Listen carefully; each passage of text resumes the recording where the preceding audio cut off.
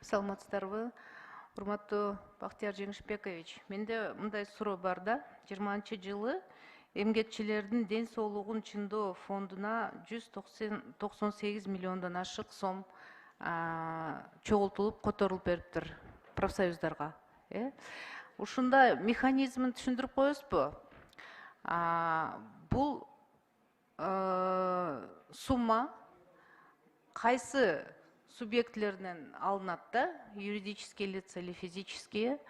Анан кийин ушул сумманын кийин кандай пайдаланышын ким көзөмөлдөйт? Силер тараптан силерге отчет береби профсоюз канча эмгекчинин ден соолугу чыңдалды, кандай болот түшүндүрүп коесузбу? Динара Ашимовна, саламатсызбы? Биздики бул сумманы биз жөн гана чогултуп беребиз. Профсоюзга чогулткан акчаны ошол бойдон өткөзүп беребиз. Төлөгөндөр болсо юридические, физические лица, крестьянские, фермерские хозяйства, бюджетные организации. Значит, ал суммага кийин канча путевка берилди, кандай болду, биз эмгекчилер эч жактан отчет ала албайт экен да, биздин закондор боюнча. Ооба, Динара Ашимовна, бизге отчет беришпейт алар.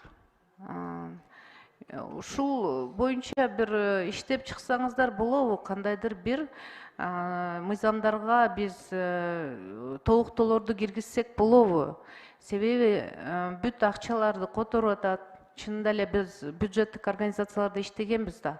Анан кийин бир жылда бир путевка, 2 путевка берилип калат. Каяктан, эмнеден, расчеттор кандай болуп атат, биз любой организация билбейт да, эч ким отчитываться этпейт. Ошого бир сиздерге сунуш,